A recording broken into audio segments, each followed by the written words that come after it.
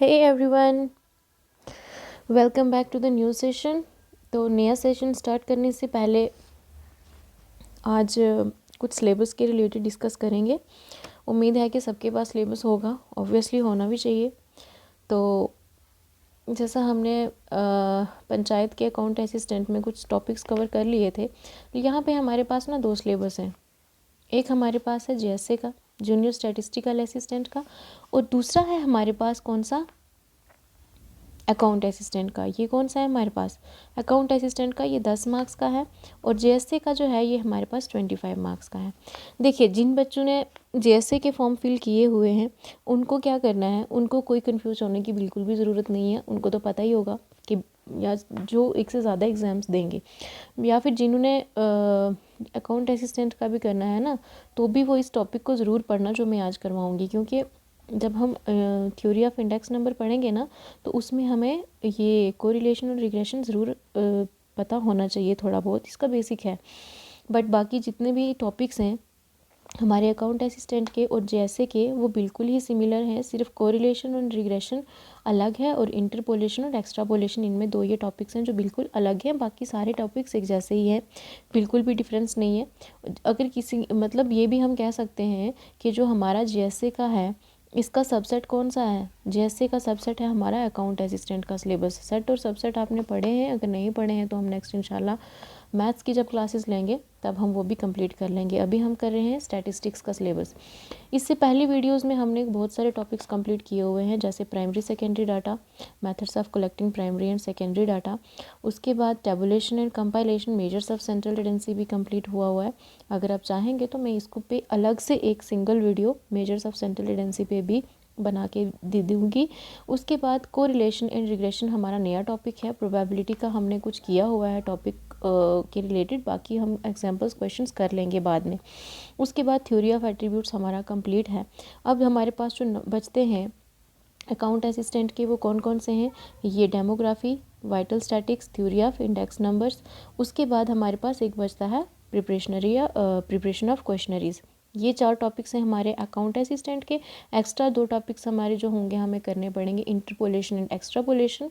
And next कौन सा है हमारे पास, कोरिलेशन एंड रिग्रेशन। ये था हमारा सारा ऑल अबाउट जो सिलेबस हमने कवर करना है। तो मतलब थोड़ा सा ही सिलेबस है हमारा अकाउंट असिस्टेंट का। तो नेक्स्ट टॉपिक पे चलने से पहले मैं आपको एक बात ज़रूर बताना चाहूँगी, कोई भी बच्चा मुझसे पीडीएफ ना मांगे, ठीक है। किसी से भी कोई भी चीज़ लेने से पहले ना आप ये सोचो कि अगर आप उस चीज़ को खुद प्रिपेयर करो, खुद बनाओ, तो वो ज़्यादा बेटर रहेगा ना। मैं पीडीएफ नहीं दूंगी, ना ही मैंने कोई लिंक रखना है, और ना ही आपको सोर्स बताना है कि कहाँ से मिलेंगी। टेलीग्राम पे भी कोई मैसेज नहीं करेगा पीडीएफ के लिए। अगर कोई चीज़ समझ में नहीं आती है तब आप मुझे कमेंट करके बता सकते हो, वीडियो की टाइमिंग बता दो कि वहाँ से आगे हमें वो चीज़ समझ में नहीं आ रही है, तो मैं दोबारा उस चीज़ पर वीडियो या दोबारा लेक्चर आप देख सकते हो। क्योंकि इस हद तक तो मैं समझा दूँगी कि आपको समझ में आ जाए। अगर नहीं समझ में आता है तो भी मुझे ज़रूर बताना। लेकिन आपको क्या करना है, पीडीएफ से ज़रूरी चीज़ ये है आपको ये, और उसका बेनिफिट आपको ये रहेगा कि अगर आप अपने हाथ से लिख के ना खुद नोट्स बनाएंगे, जो हैंड रिटन नोट्स होते हैं ना अपने खुद के, उनसे बहुत अच्छे से प्रिपेयर होता है। और जब भी आप रिवीजन करोगे ना, तो आपको वही नोट्स में से जल्दी रिवाइज होगा। इवन कि अगर मेरे नोट्स भी पढ़ लोगे ना 50 बार, तब भी रिवीजन के टाइम पे ना आपको लगेगा कि वो नए हैं, कुछ किसी और का कंटेंट है। जब आप अपना बनाओगे ना, खुद से लिखोगे, तो आपके पास क्या रहेगा, आपके पास ये होगा कि जब भी रिवाइज करोगे एक तो समझ में भी आएगा, क्योंकि हैंड और माइंड का ना कोरिलेशन बहुत अच्छा होता है। जितना हैंड आपका माइंड कवर कर रहा है ना, चीज़ें अट्रैक्ट कर रहा है, अपने पास ले रहा है, आप समझ रहे हो, और उसी हिसाब से आप अपने हैंड से लिख रहे हो। देखो, ये कोरिलेशन है दो क्वांटिटीज़ के बीच में। हमारा अगला टॉपिक इसी पे है, तो इसीलिए मैं उस चीज़ को इस एग्जांपल के साथ कनेक्ट करने की कोशिश कर रही हूँ। तो वो रिलेशन ना बेस्ट रहेगा, और पॉजिटिव रिलेशन हमेशा हमेशा ही बेस्ट होता है। तो चलिए, तो आज का टॉपिक स्टार्ट करने से पहले यही रिक्वेस्ट करूँगी कि प्लीज़ प्लीज़ प्लीज़ खुद से नोट्स बनाएं। आपके सामने स्क्रीन पे सब कुछ आएगा, वीडियो पॉज कर लें। फास्ट करके तो देखने की सबकी आदत है, मुझे भी पता है, लेकिन स्लो करके पॉज करके वहाँ से लिख लें पहले, या पहले समझ लो एक बार। देखो, नोट्स बनाने के ना तरीका बता देती हूँ। सॉरी। सबसे पहले आप क्या करो, एक बार वीडियो देख लो, आपको लग गया कि समझ में आ गई है। दूसरी बार क्या करो, वीडियो पॉज कर करके जो भी नोट्स बनाने हैं आपको देख के बनाने हैं या खुद अपनी तरफ से लिखने हैं आप लिख सकते हो, नो इशू। लेकिन एक बार देख लेने के बाद ही आप नोट्स बनाओ। ये नहीं कि जैसी वीडियो स्टार्ट की लिखना शुरू हो गए, साथ साथ बिल्कुल नहीं लिखना है। जब वीडियो एक बार देख लोगे समझ में आ जाता है, फिर नेक्स्ट टाइम आप क्या करो, क्योंकि अगर आप रोक रोक के लिखते रहोगे ना, फिर आपको वो समझ में नहीं आएगी चीज़, वो फिर स्किप कर दोगे। जैसे क्लास में बैठे होते थे ना, तो टीचर लिखते थे आगे तो हम लिखना शुरू हो जाते थे साथ साथ, तो वो लिख रहे थे हम समझ नहीं रहे थे, क्योंकि लिखते टाइम ना टीचर बहुत समझा देते थे तो हमें समझ में नहीं आती थी कोई चीज़। इसलिए आपसे रिक्वेस्ट है कि आप सबसे पहले इसको अच्छे से देखें, वीडियो समझें, देन जब दूसरी बार आप देखने लगें तब नोटबुक लेके अपने नोट्स बना लें। लेकिन आपको अपने नोट्स खुद ही बनाने पड़ेंगे, ये नोट्स ही हैं, बस इन्हीं को चेप लो ना, टफ तो नहीं है। तो चलिए स्टार्ट करते हैं आज का हमारा टॉपिक। तो आज का टॉपिक हमारा क्या है, correlation and regression, concept, simple and application, ये हमने पढ़ना है। अब कोरिलेशन हमारे पास क्या है ये देखते हैं। कोरिलेशन क्या है, कोरिलेशन मतलब दो चीज़ों के बीच का रिलेशन, कोई भी दो क्वांटिटीज़ हैं उनके बीच का रिलेशन, जैसे एक्स और वाई के बीच का रिलेशन। मैथ्स है तो एक्स वाई तो अब आएंगे ही आएंगे, बट ये रिलेशन किस तरीके से हमने डिफ़ाइन करने हैं कि आपको पहले बता दूं, जैसे मैंने अभी एग्जांपल दी हैंड, माइंड की और हैंड की, जितनी चीज़ हमें समझ में आएगी अगर उतना ही हम लिख लेते हैं तो वो हमारे लिए लॉन्ग टर्म के लिए चलेगा, बेनिफिशियल रहेगा। तो कोरिलेशन भी ना कुछ इस तरीके से ही है। ये दो वर्ड से मिलके बना है, दो टर्म्स इसमें यूज़ हुई हैं, एक को मीन्स टुगेदर एंड रिलेशन मतलब रिश्ता बिटवीन टू क्वांटिटीज़, और ये सिर्फ और सिर्फ दो क्वांटिटीज़ के बीच में यूज़ होता है। या ले लो एक्स वाई, कुछ भी ले सकते हो, पी क्यू आर ले लो, बट दो क्वांटिटीज़ वेरिएबल की होनी चाहिए। तो कोरिलेशन की डेफिनेशन क्या कहती है, it is the term correlation is a combination of two words. The term correlation is a combination of two words को together relations mean between the किसके बीच में, रिश्ता किसके बीच में आ जाएगा, दो क्वांटिटीज़ के बीच में। कोरिलेशन इज़ व्हेन, जब क्या हो, कोरिलेशन वो है जब ये ऑब्जर्व किया जाए, क्या ऑब्जर्व किया जाए, स्टडी करते टाइम किसकी, दो वेरिएबल्स की जब हम स्टडी कर रहे हों उनके बीच में हम सिर्फ ये ऑब्जर्व करें कि अगर एक यूनिट चेंज भी आता है किसी एक वेरिएबल में, ठीक है, observe that a change in a unit in one variable is retaliated by an equivalent change in another variable, और उतना ही और वैसा चेंज दूसरे वेरिएबल में भी आए, उसको हम क्या बोलते हैं, कोरिलेशन, डायरेक्टली या इनडायरेक्ट, ठीक है, at the time of study of two variables. अगर उसके अलावा उनको वेरिएबल्स को हम क्या बोल सकते हैं, अनकोरिलेटेड, ठीक है, अनकोरिलेटेड भी बोल सकते हैं। तो कोरिलेशन की डेफिनेशन आपको समझ में आ गई है। डेफिनेशन ये कह रही है कि जब भी हम क्या करें, दो वेरिएबल्स के बीच में रिलेशन डिफाइन करें या स्टडी करने लगें तो उनके बीच में हम कुछ रिलेशन ऑब्जर्व करें। वो क्या रिलेशन ऑब्जर्व करें कि एक यूनिट चेंज होने में, एक यूनिट का मतलब पता है ना, 1% या एक चीज़, एक यूनिट मतलब 1 होता है, ठीक है, अगर 1% की भी उसमें चेंज आती है तो उसी के साथ जो दूसरा वेरिएबल है, जो दूसरी चीज़ है, उसमें भी उतना चेंज आएगा। जैसे एग्जांपल से मैं बता देती हूँ, सपोज़ करते हैं हमारे पास नहर है पानी की, ठीक है, एक नहर है पानी की जिसमें पानी बढ़ गया, ठीक है, पानी के इंक्रीज़ हो जाने से, इस कैनल में पानी के इंक्रीज़ हो जाने से जितने भी इसके आसपास के लोग हैं, जितने भी आगे पीछे के लोग हैं, वो क्या करेंगे, अब जितने भी इसके आगे पीछे के लोग हैं वो क्या करना शुरू कर देंगे, इसका पानी क्या करेंगे, ज़्यादा इस्तेमाल करेंगे, है कि नहीं। अगर पानी की क्वांटिटी इसमें इंक्रीज़ हो गई है, जैसी भी है क्वांटिटी इंक्रीज़ हो गई है, तो लोग अब क्या करने लगेंगे, आगे पीछे के रहने वाले लोग इसका इस्तेमाल क्या करेंगे, अब ज़्यादा करेंगे, ज़्यादा पानी कंज्यूम करेंगे, ज़्यादा उनको मतलब जितना पानी होगा उतना ही उसको इस्तेमाल करेंगे। अगर कम हो जाएगा, सूख जाएगी नहर, तो क्या करेंगे, कुछ भी नहीं, उसका इस्तेमाल बंद हो जाएगा। इसका मतलब यहाँ पे रिलेशन क्या आ रहा है देखो, इसमें रिलेशन क्या आ रहा है कि कोई क्वांटिटी बढ़ रही है और दूसरी क्वांटिटी भी उसके साथ बढ़ रही है। जितना हमारे पास, सपोज़ करते हैं पानी को ले लेते हैं हम x, और लोगों को जो यूज़ है या कंजम्पशन है वाटर की उसको हम ले लेते हैं y, तो इसमें क्या आ जाएगा, जितना पानी बढ़ेगा लोग उतना इस्तेमाल करेंगे। रिलेशनशिप है ना, रीज़न कुछ भी हो वो नहीं चलेगा, बस इतना है कि अगर एक चीज़ बढ़ रही है तो उसके साथ दूसरी भी बढ़ रही है। ये आ गया हमारे पास कोरिलेशन। कोरिलेशन अब हमारे पास 3 टाइप का होता है, कैन बी इधर नेगेटिव होगा, पॉजिटिव होगा या ज़ीरो रिलेशन होगा, नेगेटिव, पॉजिटिव या ज़ीरो। अब नेगेटिव पॉजिटिव के लिए क्या कहेंगे हम, पॉजिटिव कब होगा और नेगेटिव कब होगा वो भी देख लेते हैं। देखिए पॉजिटिव कब होगा, पॉजिटिव रिलेशन हमारे पास तब होगा जब एक इंक्रीज़ करेगा वेरिएबल, सपोज करते हैं x, results in the corresponding increase in another corresponding, मतलब उसके साथ में ही दूसरे वेरिएबल में क्या इंक्रीज़ होता है, मतलब एक चीज़ बढ़ रही है तो दूसरी भी बढ़ रही है। अभी जो हमने नहर की एग्जांपल ली, पानी की एग्जांपल ली, अगर उसमें पानी बढ़ता है तो लोगों का यूज़ भी उसमें इंक्रीज़ हो जाएगा, है कि नहीं। उनकी फैसिलिटीज़, उनको जितनी भी चीज़ें चाहिए होंगी वो अपनी सब्जियां लगा सकते हैं, घर में बहुत कुछ कर सकते हैं, बहुत सारे काम, मतलब अब पानी से ही तो सारी ज़िंदगी चल रही है ना हमारी, तो ज़रूरत उनकी बहुत ज़्यादा पूरी हो जाएगी।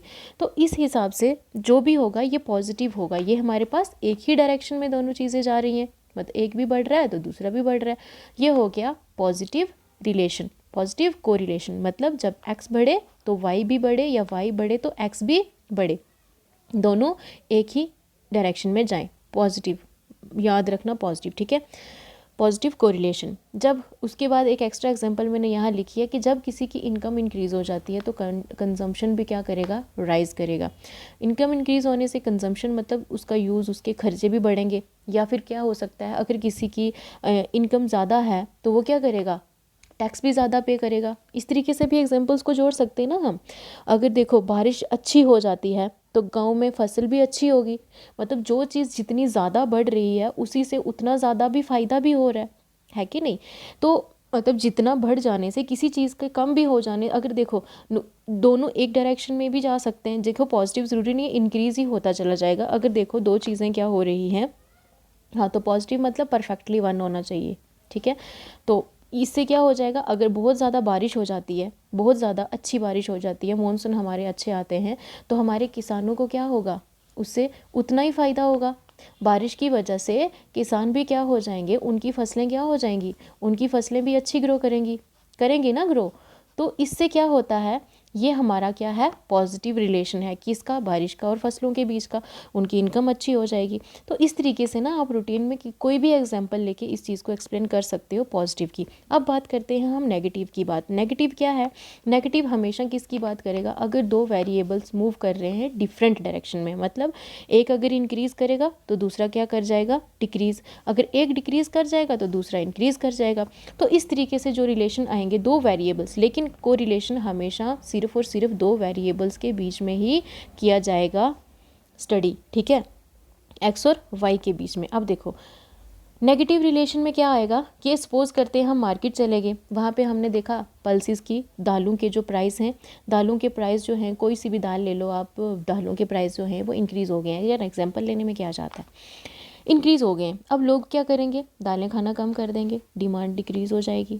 अपोजिट डायरेक्शन में जा रहे हैं ना, एक नेगेटिव जा रहा है एक पॉजिटिव, मतलब एक इंक्रीज़ कर रहा है तो दूसरा डिक्रीज़ जा रहा है। यहाँ पे नेगेटिव पॉजिटिव रिलेशन हमारे अलग हो जाते हैं। लेकिन यहाँ पे जो नेगेटिव का मतलब क्या होगा, नेगेटिव की डेफिनेशन क्या कहती है, नेगेटिव की डेफिनेशन कहती है कि अगर हम मार्केट गए हैं, अगर प्राइस एप्पल के फॉल कर जाते हैं तो डिमांड क्या हो जाएगी, बढ़ जाएगी, ठीक है।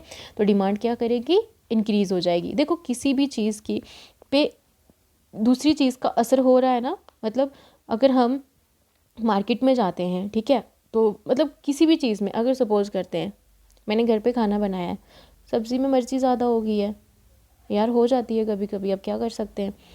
तो अब क्या होगा, वो कम खाएंगे मेरे घर वाले, क्यों, क्योंकि उनको मिर्ची कम खाने की आदत है। और मुझसे कैसा हो भी जाता है कि वो मिर्ची कभी कभी तेज़ हो जाती है, या कभी नमक तेज़ हो जाता है चाय में, तो आप क्या करोगे, कम चाय पियोगे।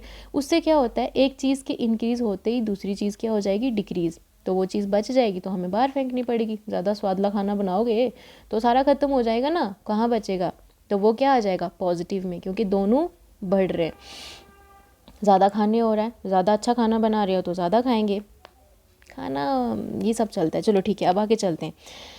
मतलब आप अपनी डेली रूटीन से कोई भी एग्जाम्पल उठा सकते हो, कहीं से भी कोई भी दो चीज़ें लो, उनके बीच में रिलेशन डिफाइन कर लो, उसको कोरिलेशन बना दो।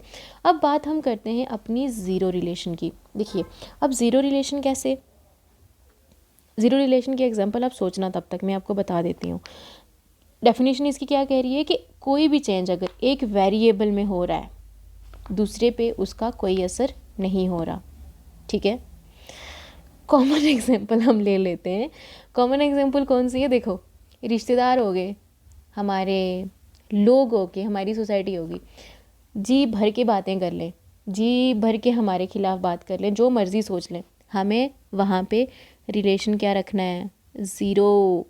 ठीक है, क्यों यार, फ़र्क पड़ना ही नहीं चाहिए ना, किसी भी चीज़ से फ़र्क नहीं पड़ना चाहिए। तो इसका मतलब अगर लोग बातें कर रहे हैं, हमारे बारे में उल्टा सीधा सोच रहे हैं, बोल रहे हैं, 10 बातें कर रहे हैं, हमें क्या करना है, उस पर डिपेंड ही नहीं है हम। आई समझ। अब चलिए, ये तो थी चलो ऐसे ही मजाक वाली एग्जांपल, एक सीरियस एग्जांपल लेते हैं। सपोज़ करते हैं मार्केट में गोल्ड का प्राइस बहुत ज़्यादा हाई हो जाता है। एक गरीब किसान है बेचारा, उस किसान को देखो, एक किसान है, वो काम कर रहा है दिन रात अपना, ठीक है, उसको ज़रूरत है क्या प्राइस की, कि कम हो रहा है, घट रहा है, बढ़ रहा है, नहीं ना, उसको गोल्ड नहीं चाहिए यार, वो इतना एफर्ट नहीं कर सकता, वो बस अपनी 2 वक्त की रोटी कंप्लीट करेगा, उसको इस चीज़ से कोई फ़र्क नहीं पड़ता। तो इसीलिए ना ये गोल्ड की और किसान के साथ जो इन दोनों का रिलेशन रहेगा ना, वो ज़ीरो रहेगा। ओके, अपनी एग्जांपल भी ले लेते हैं, हम कौन से अमीर हैं, डायमंड का इंक्रीज़ हो जाता है अगर रेट, या कम हो रहा है, हमें पता भी है आज डायमंड का रेट क्या है, नहीं पता ना, तो क्यों पता करना है, क्योंकि हमारा उसके साथ कोई रिलेशन ही नहीं है। ठीक है, तो इसलिए ना हम कोई भी एग्जांपल्स ना लेके बता सकते हैं कि मतलब किस तरीके से दो वेरिएबल्स एक दूसरे के पे डिपेंड हैं। जब हम कोई वेरिएबल स्टडी करने लगे या कोई रिलेशन स्टडी करने लगे तो हम देखें कि उनके बीच के रिलेशन कैसा है, पॉजिटिव है, नेगेटिव है या ज़ीरो है। तो एक बार फिर से हम देख लेते हैं कि कोरिलेशन क्या है, दो वर्ड्स का कॉम्बिनेशन है, को मीन्स टुगेदर, रिलेशंस मीन्स रिश्ता, दो चीज़ों के बीच में।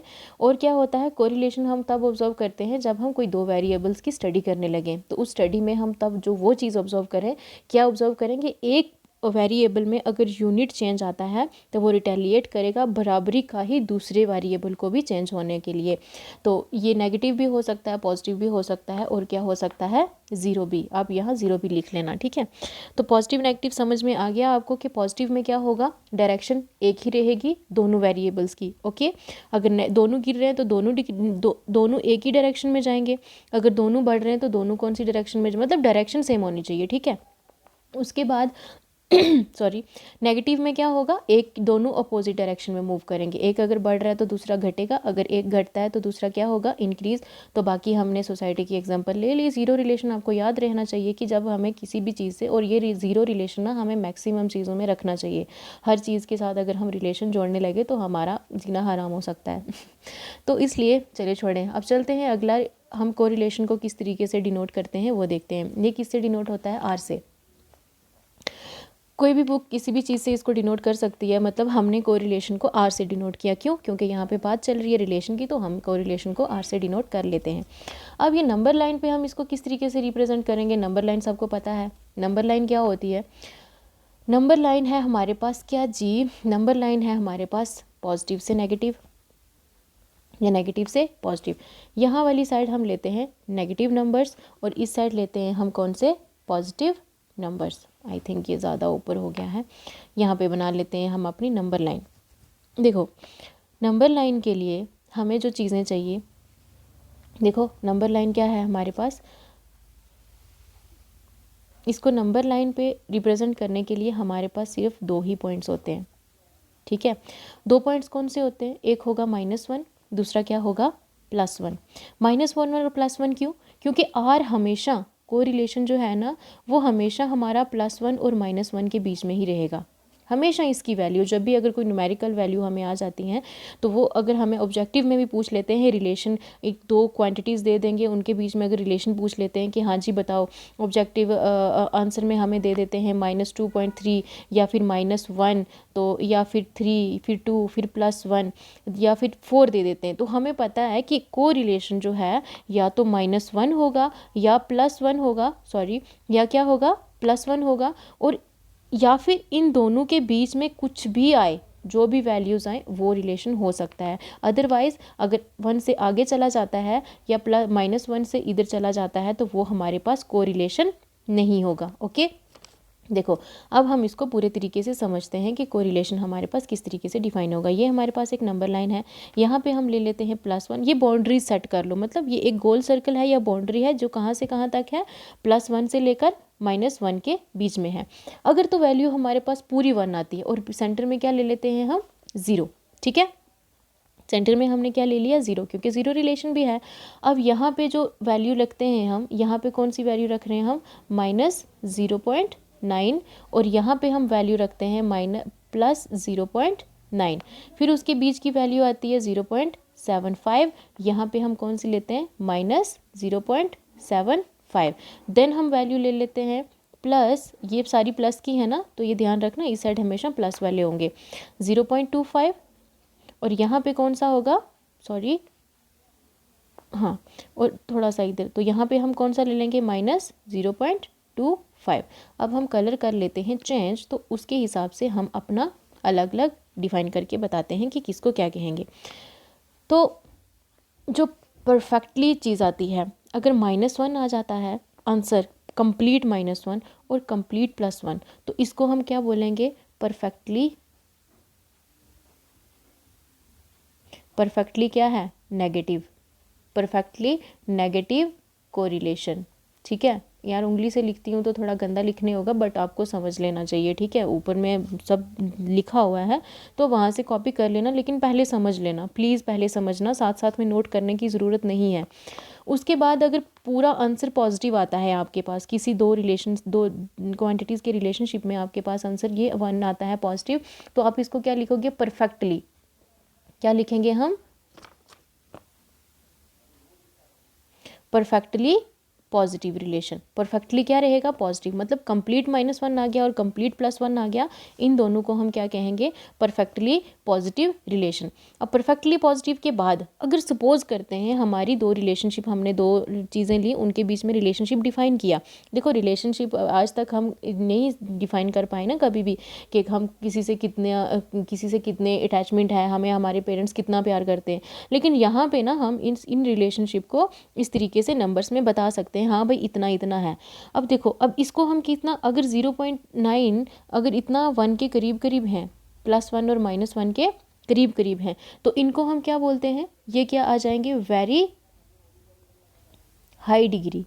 ये कौन सा होगा वेरी हाई डिग्री, मतलब क्या वेरी हाई डिग्री का, ये भी क्या रहेगा हमारा वेरी हाई डिग्री। ये रिलेशन वेरी हाई डिग्री का क्यों रहेगा, परफेक्टली तो नहीं है but very high, close to perfectly है, तो क्लोज टू परफेक्टली जो भी होंगे उनको हम क्या बोलेंगे वेरी हाई डिग्री रिलेशनशिप। उसके बाद अगर हमारे पास 9 से लेकर, कलर चेंज कर लेते हैं ना, देखो अगर हमारे पास 0.9 और 0.75 के बीच में अगर इतना भी रिलेशन है ना, तो भी ये स्ट्रॉन्ग होगा, ठीक है। अगर ये भी है तो स्ट्रॉन्ग है, अगर 1 है वो तो परफेक्ट है।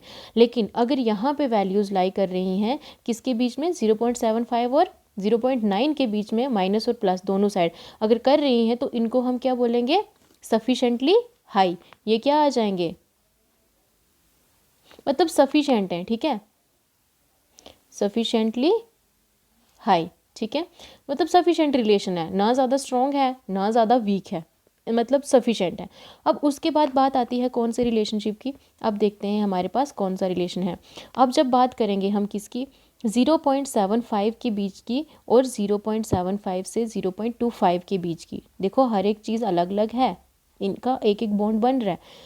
अगर यहाँ तक है तो ये रिलेशन क्या रहेगा मॉडरेट, मतलब नॉर्मल हेलो हाई वाला, ठीक है। ये कौन सा रिलेशन रहेगा मॉडरेट, इसको कौन सा बोलेंगे moderate degree, MODERATE moderate degree. यहाँ पे लिखा भी हुआ है तो लेकिन अभी आपको समझ में नहीं आएगा, ये लिखा है 0 के नीचे, मॉडरेट डिग्री ये रहेगा। उसके बाद अगर रिलेशनशिप कहाँ आता है, अगर हमारे पास रिलेशनशिप यहाँ तक पहुँच जाता है, कहाँ पहुँच रहा है 0 के करीब वाला, अगर 0 के करीब करीब रिलेशनशिप आ जाता है, देखो हर एक को मैंने अलग से हाईलाइट करके समझा रही हूँ और उम्मीद है कि आपको अच्छे से समझ में आ रहा होगा।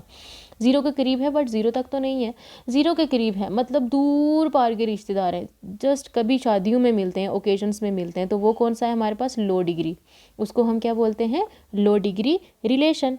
और जो बात उसके बाद लास्ट में हमारे पास आ जाता है 0, मतलब नो रिलेशन, मतलब जिनसे हमारा कोई रिश्ता नाता है ही नहीं है, ठीक है। तो ये चीज़ें आपको समझ में आ गई होंगी। इस तरीके से हम अपना कोरिलेशन डिफ़ाइन करते हैं। अगली वीडियो में हम इसकी टाइप्स पढ़ेंगे और किस तरीके से कोरिलेशन को हम मेंशन कर सकते हैं, किस तरीके से मेजर कर सकते हैं, उस चीज़ के बारे में हम पढ़ेंगे। इतना आप सबको समझ में आ गया होगा। उसके बाद एक और छोटी सी चीज़ है, मैं आपको बता दूँ, टेक्निक्स तो बाद में पढ़ेंगे। अब ये बता रहा है कि कोरिलेशन जो है, कोरिलेशन हमारे पास क्या चीज़, किस चीज़ को, मतलब व्हाट डज कोरिलेशन मेजर, आखिर कोरिलेशन मेजर करता क्या है। मतलब हमने अभी तक देखा ना, तो कोरिलेशन क्या मेजर कर रहा है कि correlation studies and measures the direction and intensity. Direction मैंने बताई, जो दोनों एक डायरेक्शन में जाते हैं पॉजिटिव होते हैं, जो एक नेगेटिव, एक अपोजिट, जो अपोजिट में जाते हैं वो कौन से होते हैं, नेगेटिव होते हैं, ये पॉजिटिव होते हैं, और जिनके बीच में कुछ नहीं होता वो कौन से होते हैं, ज़ीरो। तो इंटेंसिटी मतलब स्ट्रॉन्ग, बॉन्ड कितना है। तो यहाँ पे भी क्या है, ये जो चीज़ें हैं ना, ये मॉडरेट, ये वाली वेरी हाई, ये सफिशेंट हाई, ये सारे क्या हैं, ये मॉडरेट, ये हमारे पास इंटेंसिटी है।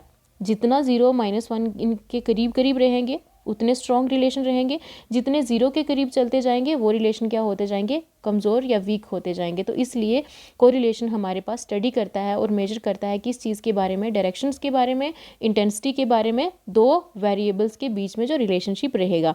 और उसके बाद कोवेरिएशन सिर्फ और सिर्फ वेरिएशन में बताता है। जो कोरिलेशन है ना, कोवेरिएशन का मतलब कोरिलेशन मेजर करता है सिर्फ और सिर्फ कोवेरिएशन को, लेकिन कॉजेशन को नहीं। आई थिंक मैं अब मुझे ना यहाँ पे स्टॉप करना ही पड़ेगा, इस टॉपिक को हम आगे कंटिन्यू करेंगे। तो ओके, ठीक है, बाय। तो अगर कुछ समझ में नहीं आया तो कमेंट में बता देना प्लीज़। तो नेक्स्ट सेशन के इसी टॉपिक के नेक्स्ट में हम वीडियो में इसको कंप्लीट कर देंगे। कॉजेशन में फिर से बता देती हूँ, कॉजेशन मतलब क्या हो गया हमारे पास, कॉज नहीं, क्या वजह है उसके चेंजेस में, उनके रिलेशन के स्ट्रॉन्ग या वीक होने की वजह हमें नहीं बताता है, सिर्फ चेंज बताता है। ठीक है, तो यहीं से हम नेक्स्ट वीडियो अपनी स्टार्ट कर लेंगे। ओके, बाय, अल्लाह हाफिज़।